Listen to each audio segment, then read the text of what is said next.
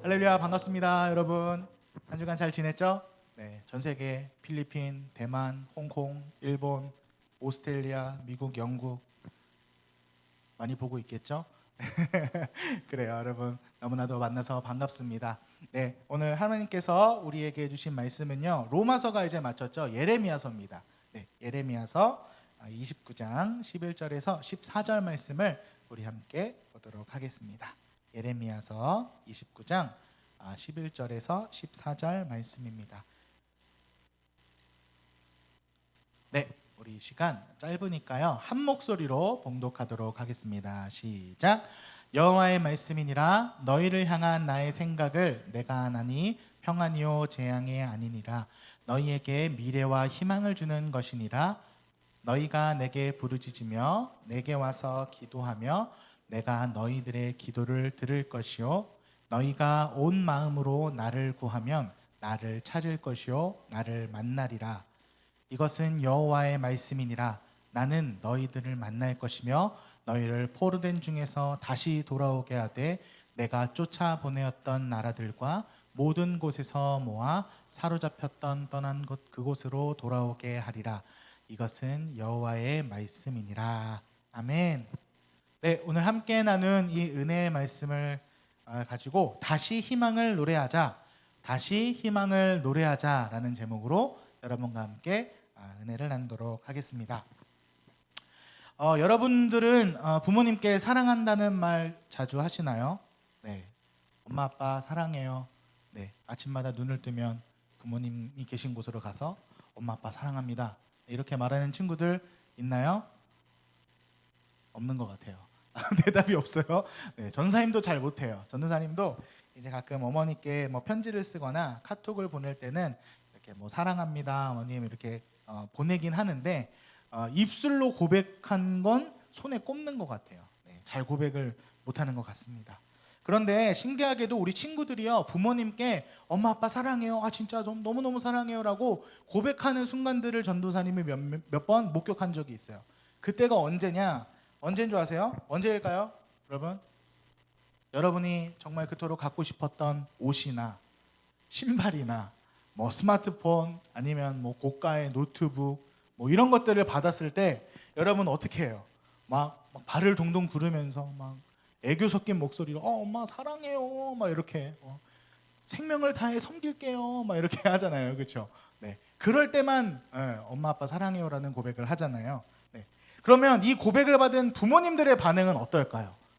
이 고백을 받은 부모님, 우리 한번 댓글로 한번 달아줄래요? 1번 아이고 우리 아들 딸 아우 귀한 사랑 고백 고맙다 나도 사랑해 라고 하실까요? 아니면 2번은 뭐냐면 아우 얘는 뭐 꼭 사줄 때만 이러더라 라고 이야기하실 거예요.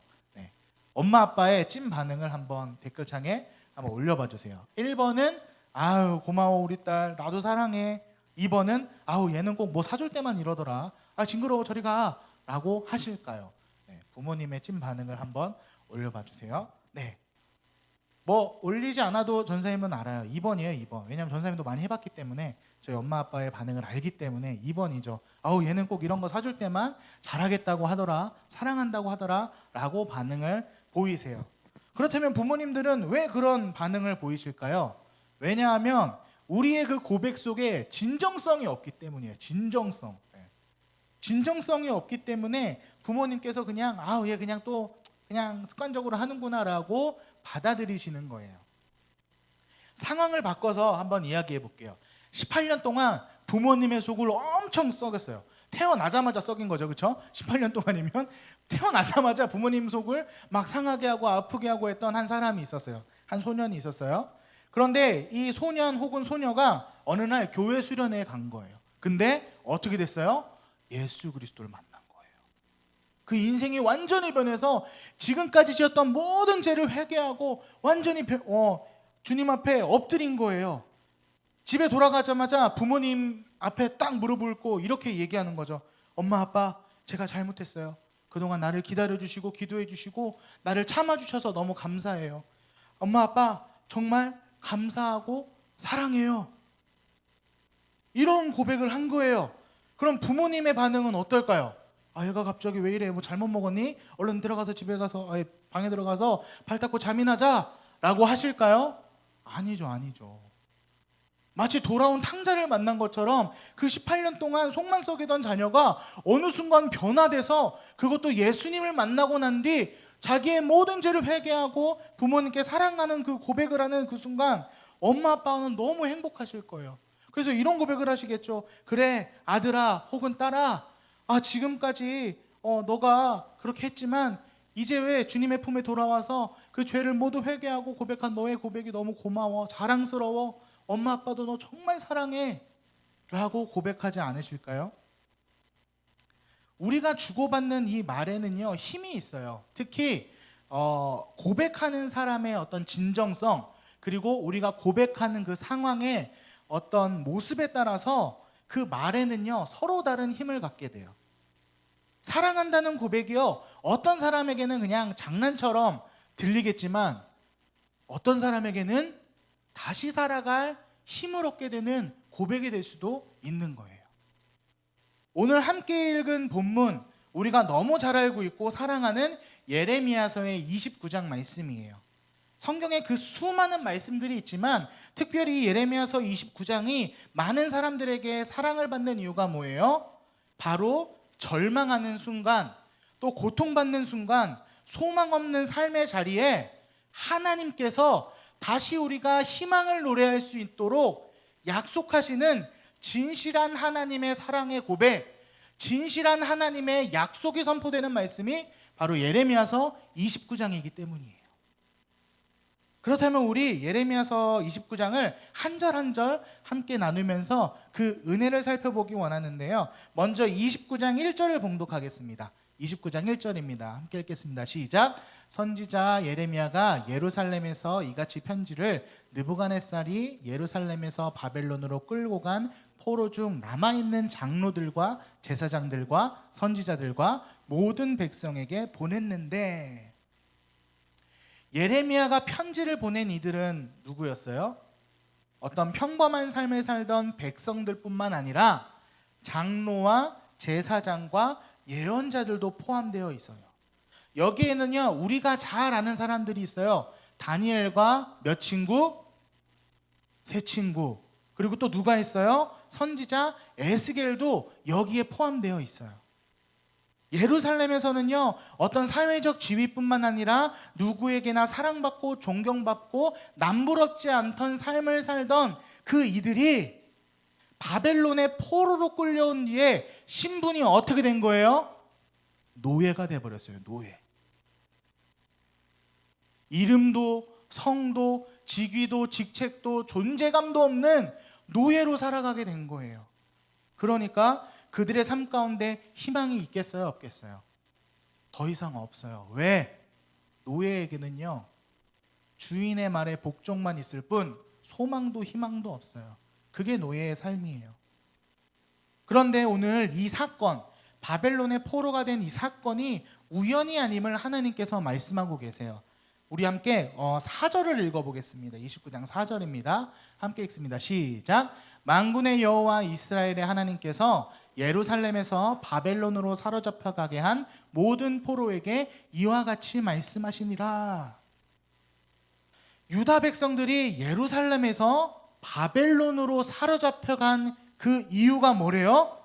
만군의 여호와 이스라엘의 하나님이 그들이 바벨론에 사로잡혀 가게 하셨기 때문이라고 성경은 기록하고 있어요. 즉 만군의 하나님 여호와의 계획에 따라서 유다 백성들은요 바벨론의 포로로 잡혀가는 그 순리를 따르게 된 거예요.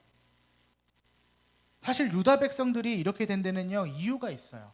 유다 백성들의 죄악이 차고 넘쳤기 때문에 하나님이 다른 신을 섬기는 걸 끔찍히 싫어하심에도 불구하고 이들이 그 엄청난 죄악을 저질렀기 때문에 하나님은 더 이상 두고 보실 수가 없었어요.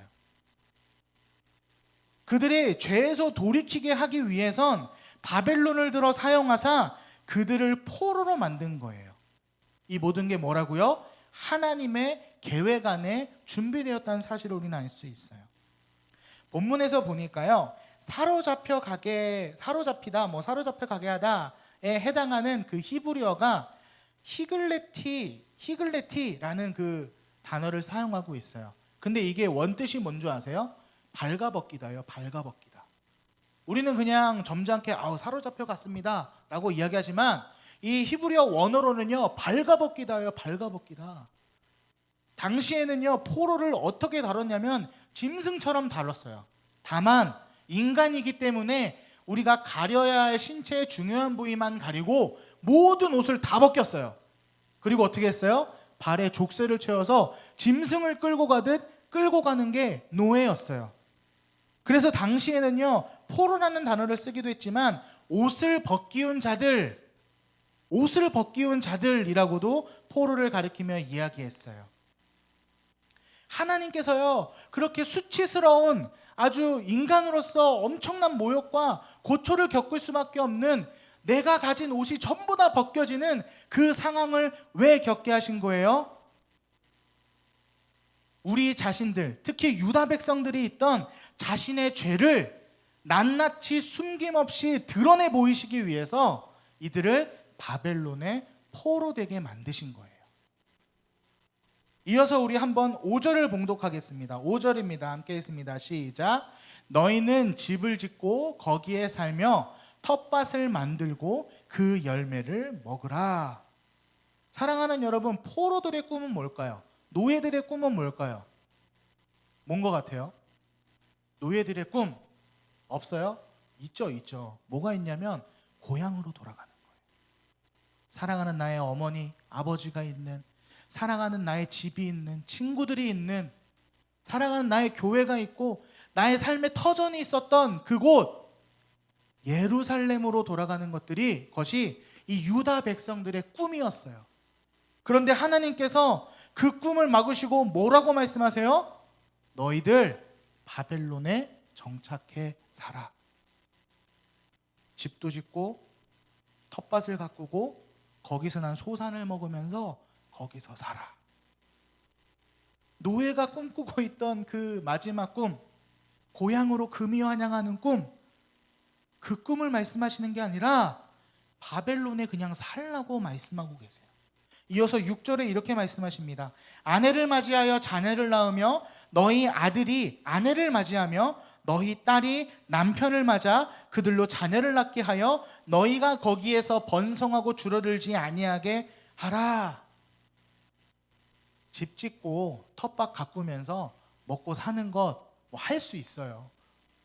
그런데 하나님께서 그 다음 어떤 걸 명령하시는 거예요? 정착을 하는데 그냥 하는 것이 아니라 가정을 이루고 거기에 후손들을 낳아서 너희들의 가문을 이루고 그곳이 너희들의 삶의 완전한 터전이 되어 정착하며 살아가라 라고 명령하고 계신 거예요. 유다 백성은요, 하나님께서 친히 택하신 백성이에요. 그래서 그들은 스스로를 뭐라고 불렀어요? 선택받은 민족이라고 이야기하는 사람들이었어요. 그런데 바벨론은 이방인의 땅이잖아요. 우상을 섬기는 더러운 땅이잖아요. 이들의 생각 가운데는. 근데 하나님이 어떻게 하시는 거예요? 그 더러운 이방 땅에 우리가 사는 것에서 그치는 것이 아니라 나의 자손, 대대손손 그 땅의 가운데 살아가라는 거예요. 받아들이기 쉬워요? 어려워요? 쉽지 않은 거예요. 나 선택받은 민족인데, 나 하나님의 자랑스러운 백성인데 이 이방 땅 가운데 내가 어떻게 살아가지? 라고 의문을 품을 수 있어요. 그런데 그럼에도 불구하고 하나님께서 왜 이 유다 백성들을 바벨론 땅에 거하며 가문을 이루고 많은 그 사람들을 이루라고 말씀하셨어요? 왜냐하면 그곳은 아무도 예배하지 않는 땅이기 때문이에요. 그 누구 한 사람도 하나님을 모르는 땅이에요. 그 누구 한 사람도 하나님의 은혜라는 걸 모르는 땅이에요. 그 누구도 하나님을 모르는 그 땅 가운데 누가 간 거예요? 하나님의 백성, 하나님의 선택한 민족이 간 거예요. 그럼 그 땅은 뭐가 되는 거예요? 하나님의 나라가 임하는 거예요. 하나님께서는요, 단순히 그들을 포로로 죽게 내버려 두지 않으셨어요. 비록 포로의 신분이지만 그들 마음 가운데 있는 선민, 하나님의 백성, 하나님의 자녀라는 아이덴티티는 그대로 남겨주셨고, 그들이 있는 그곳에서 하나님의 예배가 끊이지 않게 하셨고, 그들이 있는 가운데 번성하고 생육하며 하나님의 나라가 점점 확장되고 임하도록 그들을 거기에 두신 거예요. 우리가 살아가고 있는 이 세상은요, 언제나 하나님과 정반대의 길을 걷고 있어요. 그 증거가 어딨냐고요? 아주 쉽게 찾을 수 있어요. 여러분 학교 한번 봐보세요. 여러분 반에 왕따 있잖아요. 여러분들도 외면하고, 쟤랑은 엮이지 말아야 돼. 괜히 쟤랑 엮였다가 나도 왕따 될 수 있어. 왕따 있잖아요. 여러분 모른 척 하잖아요.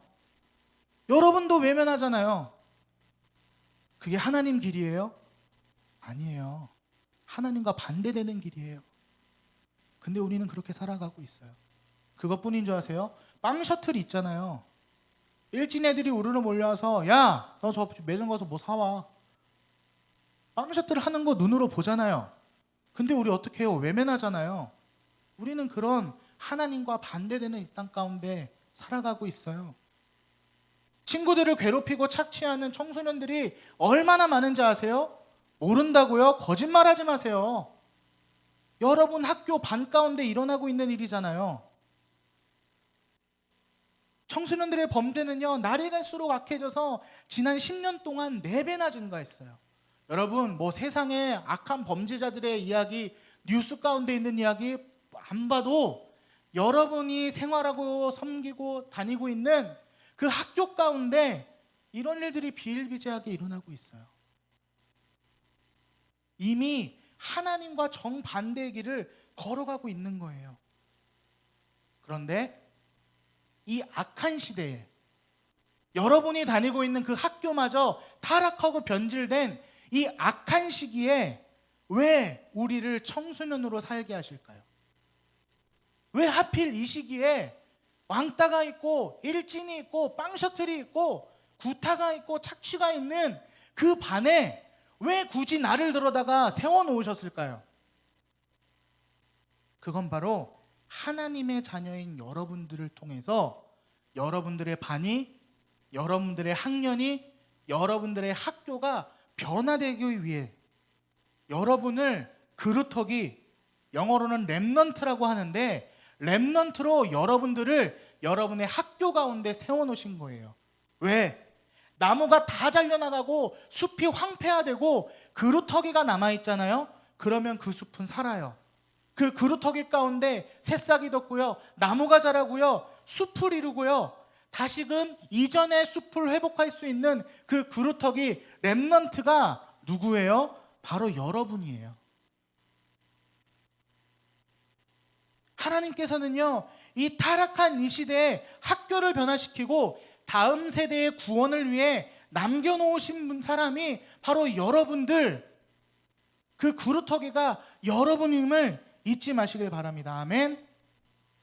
그러므로 사랑하는 여러분, 주님이 보내신 그 학교를 부끄러워하지 마세요. 전도사님 우리 학교 진짜 공부 못해요.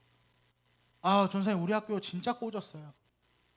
하나님 왜 나 이 학교 보냈어요? 왜 하필 공부도 못하고 아무것도 못하는 이런 데 왔어요? 애들도 마음에 들지 않아요. 선생님도 마음에 들지 않아요. 여러분 불평하지 마세요. 왜? 인문계든 실업계든 어떤 중학교든 상관없어요. 하나님이 우리를 그곳에 남겨두신 이유가 있어요. 그리고 하나님은요, 그곳에 세워진 여러분들을 홀로 두지 않으신다고 오늘 성경 말씀 가운데 약속하게 하셨어요. 그리고 어떻게 하신대요? 번성하고 줄어들지 않게 하신다고 우리들에게 약속하셨어요.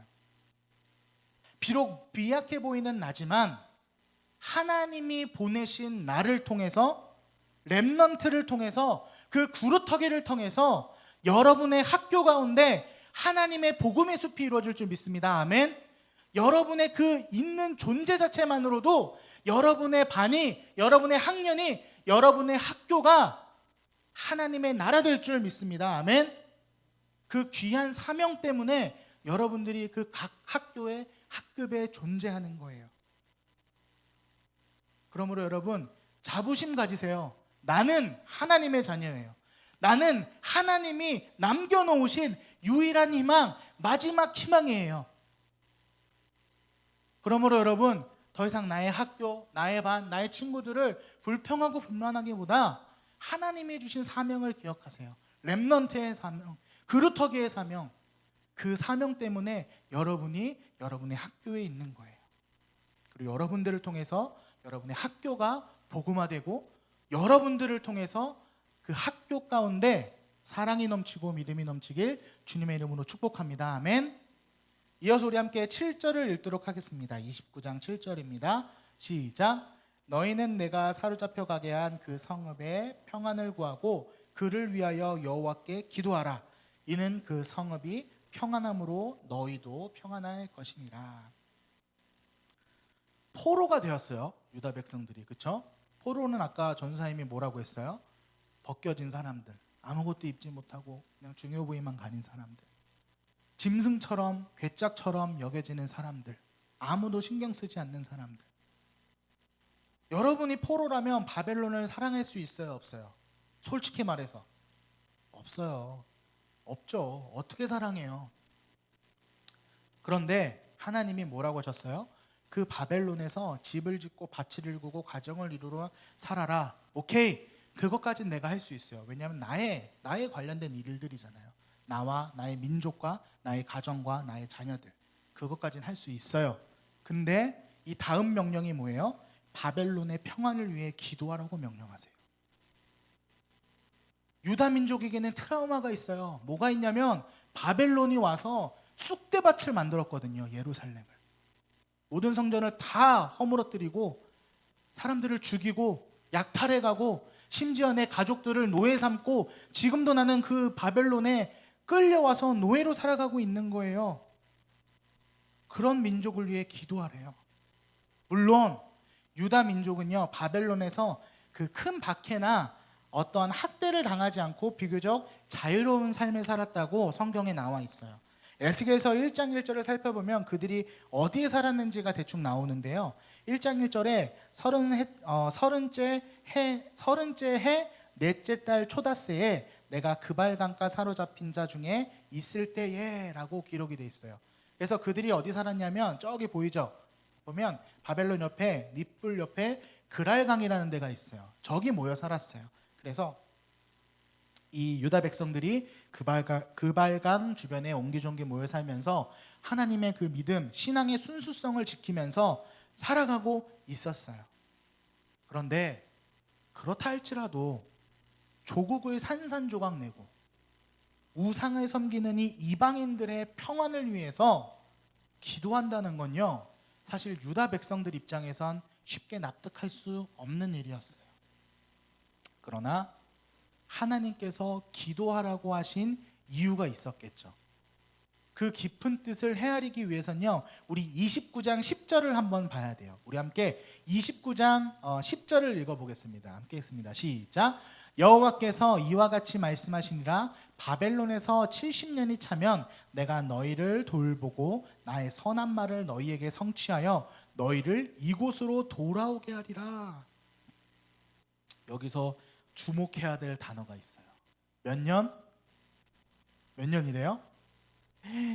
70년이래요. 70년. 여러분,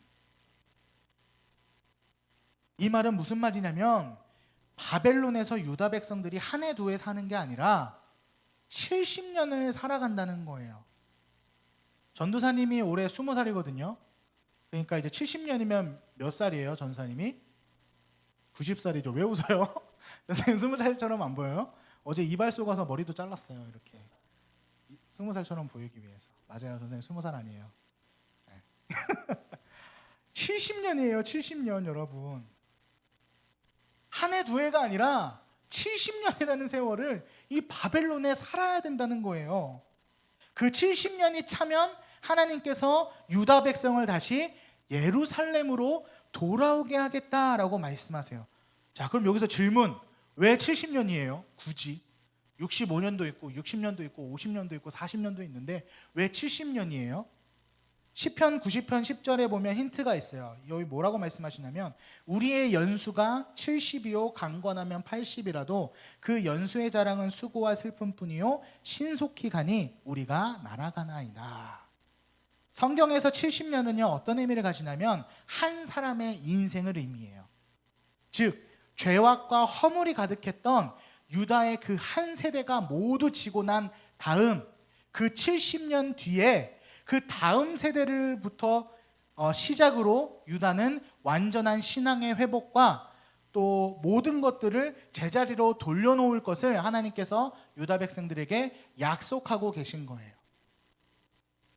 많은 사람들이 오늘날 질문해요. 전도사님께도 질문하지만 여러 사회 각계각층의 사람들이 이런 질문들을 많이 하죠. 도대체 코로나19는 언제 사라지는 걸까요?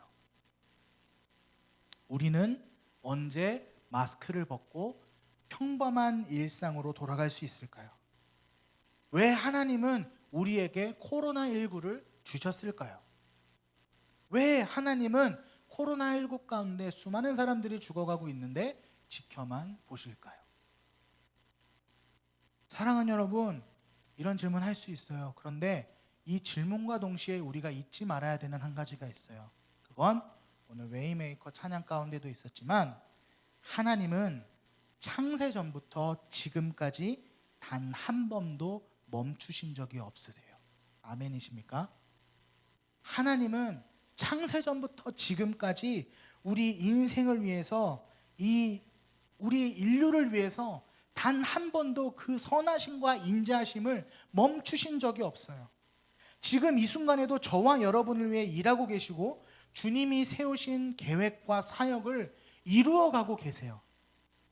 다만 우리 인간의 생각과 이해로는 그분의 계획을 예측할 수가 없고 또 예측하는 것까지가 불가능하기 때문에 우리는 늘 의문과 의심을 가지고 살아갈 수밖에 없어요. 우리가 알고 있는 건 하나님의 때가 되면 주님의 약속을 반드시 성취하신다는 사실을 믿고 살아가는 거예요. 이것이 그리스도인의 삶의 자세예요. 이것을 우리는 두 글자로 뭐라고 말해요? 믿음이라고 이야기해요. 세상 그 누구도 하나님의 때를 감히 이야기할 수 없어요. 그러므로 절대 우리의 인생을 예측하거나 미래를 예상하지 마세요. 또한 인생을 예측해 주겠다는 사람들의 말, 내가 미래를 너에게 알려줄게 라고 이야기하는 사람들의 말에 제발 현혹되지 마세요. 29장 8절에서 9절은 이렇게 말씀하세요. 만군의 여호와 이스라엘의 하나님께서 이와 같이 말하노라. 너희 중에 있는 선지자들에게와 점쟁이에게 미혹되지 말며 너희가 꾼 꿈도 고지 듣고 믿지 말라. 내가 그들을 보내지 아니하였어도 그들이 내 이름으로 거짓을 예언함이라. 여호와의 말씀이니라. 그리스도인은요 사람의 생각과 말, 꿈과 예언을 따라 살아가는 사람들이 아니에요. 오직 하나님을 믿고 그분의 뜻과 계획대로 살아가는 사람들이 바로 그리스도인들이에요. 비록 지금 우리가 처한 이 상황과 환경이 막막하고 답답할 때가 있을 거예요. 코로나19로 불안과 두려움이 내 삶 깊숙이 자리 잡아서 아무것도 할 수 없는 무기력에 빠져 있을 수도 있어요. 바로 이때 우리가 해야 할 일은 뭐예요? 오늘 본문에 나온 것처럼 내가 속한 이 나라, 이 공동체, 우리 가족의 평안을 위해 기도하며 주님이 맡기신 학생의 본분, 사역의 본분, 자녀의 본분을 다해 살아가는 것이 우리가 해야 될 일이에요. 그렇게 주님의 말씀을 따라 살아가는 우리를 통해 하나님은 우리를 반드시 번성케 하실 것이고 회복시키실 거예요. 그리고 우리에게 약속하신 그 약속이 완전히 이루어지는 그 날을 허락하실 거예요. 그러므로 사랑하는 여러분들, 우리가 하나님의 뜻을 다 이해하지 못하지만 그 이해하지 못하는 그 하나님의 계획, 하나님의 일하심을 믿음으로 나아가시길 바랍니다. 기대하시길 바랍니다. 하나님이 그 일들을 이루실 뿐만 아니라 우리의 인생 가운데 영원히 함께 하실 것입니다. 마지막으로 이제 오늘 본문의 핵심 구절이죠. 함께 29장 11절을 큰 목소리로 봉독하도록 하겠습니다. 함께 읽겠습니다. 시작. 여호와의 말씀이니라. 너희를 향한 나의 생각을 내가 아나니 평안이요 재앙이 아니니라. 너희에게 미래와 희망을 주는 것이니라. 아멘. 사랑하는 여러분, 하나님은 언제나 동일하세요. 어떻게 동일하세요? 은혜와 복을 베푸시는 사랑의 하나님이십니다. 믿으십니까? 하나님은 사랑이세요. 유다 백성들의 눈앞에 펼쳐지는 그 수많은 일들, 나라가 산산조각 나고 사랑한 나의 가족이 노예로 끌려와서 이방인의 땅 바벨론에 거할지라도, 그것이 재앙으로 비칠지라도 그 모든 과정 가운데서도 하나님의 사랑과 은혜와 일하심은 멈추지 않았고 결국 선하신 계획과 약속을 완성하셨어요. 오늘 본문에 보니까 하나님의 생각으로 번역된 마하샤바라는 단어가 있는데요. 이 마하샤바의 원래 뜻이요, 계획이에요. 계획. 하나님은 포로 생활이라는 그 고통의 고난의 시간을 통해서 하나님의 계획을 바라보며 나아가는 이 백성들에게 평안과 미래와 희망을 선물하겠다고 오늘 본문 11절을 통해 약속하고 계신 거예요. 우리 하나님의 계획은요, 언제나 변함없이 우리의 삶에 평안을 주실 뿐만 아니라 우리의 미래에 대한 희망을 끊임없이 품도록 해주세요. 오늘 본문의 희망으로 번역된 히브리어는 티크바인데요. 이 티크바는 원래 어떤 뜻을 가지고 있냐면, 여러분들이 간절히 바라는 소원 있죠. 소망이 있을 거예요. 그 소망이 이루어졌을 때 기분이 어때요? 기분이 안 좋아요? 아, 이루어졌네. 이러지 않잖아요. 와, 내가 그토록 바라고 원하고 기다리던 그 소원이 이루어졌다, 소망이 이루어졌다, 할렐루야 라고 하면서 춤추고 막 자랑하고 기뻐 막 날뛰잖아요, 여러분들. 그죠? 근데 이 티크바가 바로 그 상태예요. 내가 그토록 바라고 원하고 막 소원했던 그 소망이 내 삶 가운데 이루어지니까 내가 그 기쁨을 주체할 수 없는 상태, 그게 바로 티크바예요. 티크바, 희망. 그래서 잠언 24장 14절에도 이 티크바가 동일하게 쓰이는데 어떻게 쓰이냐면, 의인의 소망은 즐거움을 이루어도 악인의 소망은 끊어지지 않느니라. 즉 하나님의 계획은요, 언제나 우리의 삶의 희망과 소원이 계속 성취되고 그 기쁨이 끊어지지 않는 삶을 의미하고 있는 거예요. 우리가 습관적으로 하나님의 계획, 하나님의 어떤 계획이 있으실 거야 라고 이야기하잖아요. 그 계획이요, 그냥 계획이 아니라니까요. 우리가 원하고 바랬던 그 기쁨이 성취되는 것도 감사한데 끊어진다, 안 끊어진다? 끊어지지 않고 영원히 계속되는 것, 이게 하나님의 계획이에요. 그래서 하나님의 자녀는요, 내가 지금 나에게 오이는 그 상황이, 환경이 정말 말도 안 되게 힘들고 어렵고 끔찍하고 절망할지라도 절대 절망하지 않아요. 왜? 전사님이 말씀했던 이 하나님의 계획, 나의 소망이 이루어지고 그것이 끊이지 않는 기쁨을 주는 이 계획, 그 계획 가운데 우리의 인생이 있다 없다? 있기 때문에 눈에 보이는 내 삶에 재앙이 닥칠지라도, 환난이 닥칠지라도 두렵지 않고 절망하지 않는 거예요. 오히려 뭐 할 수 있어요? 두려움이 닥치고 절망이 다가올 때 희망을 노래할 수 있어요. 하나님께서 반드시 그 선한 계획을 내 삶 가운데 이루실 것이고, 나의 원하는 소원을 완벽하게 이루어 주셔서 세상이 줄 수 없는 그 영원한 기쁨을 내 삶 가운데 영원히 누리도록 허락하시기 때문에 우리는 절망의 순간에 다시 희망을 노래할 수 있는 존재, 그게 바로 우리예요. 하나님께서 유다 백성들에게 70년이라는 그 포로 생활, 그 생활을 허락하신 것이 단순히 보기엔 비극으로 당연히 보이죠. 비극처럼 보이지만 하나님의 계획에 따라 복을 받기 위해 단련되는 훈련의 기간임을 오늘 말씀을 통해 우리는 깨닫게 돼요. 구원받은 하나님의 자녀, 하나님의 백성이라면 누구나 이 훈련의 시간을 겪게 되어 있어요. 혹시 여러분의 삶 가운데 이 혹독한 눈물의 시간, 절망의 시간, 훈련의 시간을 혹시 가진 친구들이 있어요? 기뻐하세요. 여러분의 앞으로의 삶 가운데 이제 뭐가 시작돼요? 하나님의 계획. 하나님께서 여러분의 삶 가운데 놀라운 일들을 이루시고 영원한 기쁨을 끊이지 않게 하실 거예요. 그런데 아직 이 혹독한 시간을 경험하지 못한 친구들이 있어요? 그렇다면 준비하세요, 여러분. 하나님이 여러분의 삶 가운데 하나님의 계획을 이루시기 위해 그 훈련의 시간들을 겪게 하실 거예요. 그렇다면 이 훈련의 기간에 반드시 우리가 기억해야 할 가치 한 가지가 있는데요. 13절에 그 귀한 힌트가 있어요. 함께 우리 13절 읽어봅시다. 시작. 너희가 온 마음으로 나를 구하면 나를 찾을 것이요 나를 만나리라. 아멘. 유다 백성이요, 앞으로 겪게 될 혹독한 70년의 세월, 여러분이 앞으로 겪게 될 그 훈련의 기간에 기억해야 할 것은 온 마음을 다해 주님을, 하나님을 간절히 간구하며 찾는 거예요. 단순히 그냥 하나님의 이름만 기억하고 하나님의 이름만 소리 높여 부르짖기만 하면 되는 것이 아니라 나의 전 인격을, 하나님을 나의 주님으로 영접하고 내 삶의 모든 순간순간마다 찾아오는 선택과 생각과 삶의 우선순위에 첫 번째에 누굴 두는 거예요? 하나님을 두는 것. 이게 온 마음을 다해 하나님을 찾는 것이라고 성경은 말씀하고 있어요.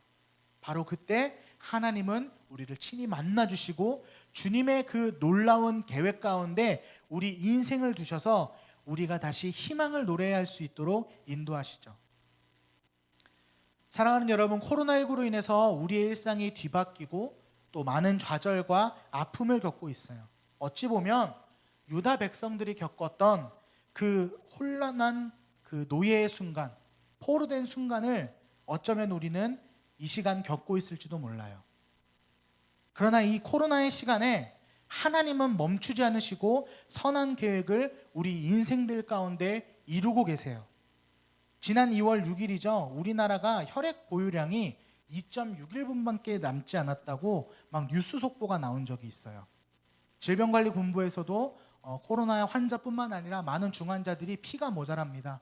여러분, 헌혈해 주세요라는 뉴스가 연일 계속됐어요. 놀랍게도 그 뉴스가 나가자마자 온 국민이 어디를 향해 달려갔어요?